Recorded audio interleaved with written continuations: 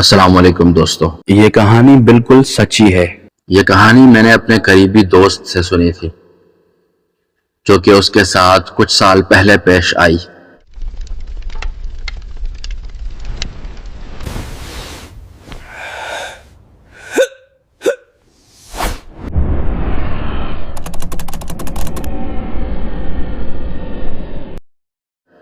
اس کے مطابق آج سے قریباً 10 سال پرانی بات ہے، جب ہم لوگ سیالکوٹ میں رہتے تھے۔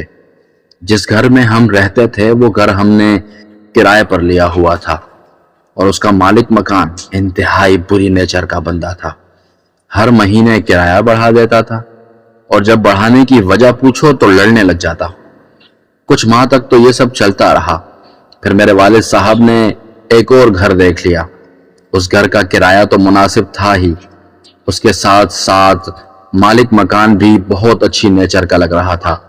میرے والد صاحب نے یہ سب باتیں آ کر ہم لوگوں سے شیئر کی، یا کہہ لیجئے کہ اپنا فیصلہ سنایا۔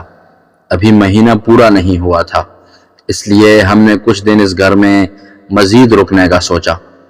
اس نے بتایا اگلے دن میں اور والد صاحب اور بڑا بھائی ہم تینوں نیا گھر دیکھنے کے لیے گئے، جس کے بارے میں گزشتہ رات والد صاحب بتا رہے تھے۔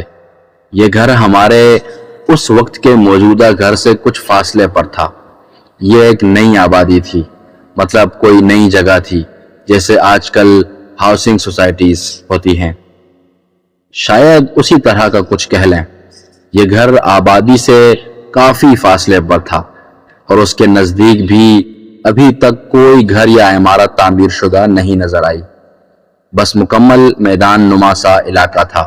یہ گھر بنا تو ٹھیک طرز سے تھا، مگر تھا بالکل بے رونق، اوپر سے علاقہ بھی بے نور۔ اس نے بتایا میں اس گھر میں آنے پر خوش تھا، لیکن یہاں خوف معلوم ہوتا تھا، شاید اس لیے بھی کہ یہ مکان آبادی سے ہٹ کر تھا۔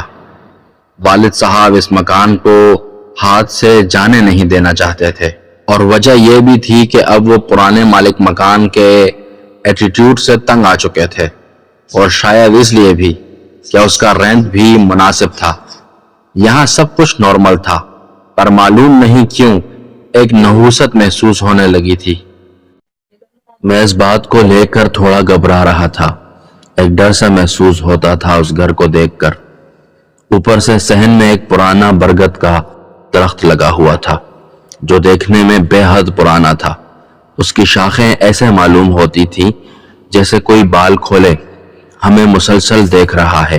میرے بڑے بھائی نے بھی یہ بات والد صاحب کو بولی، ابو آپ کو یہ گھر عجیب نہیں لگ رہا؟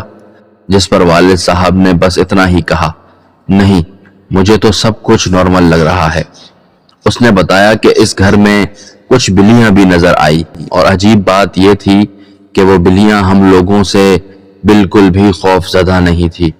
اگلے دن ہم لوگوں نے گھر کی صاف صفائی کی۔ صفائی کے دوران ہمیں ایک کمرے میں کچھ گیندے کے پھولوں کی پتیاں ملی۔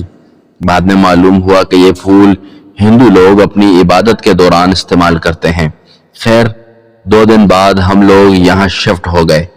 آج کے ایپیسوڈ کا اختتام یہیں پر کیا جاتا ہے۔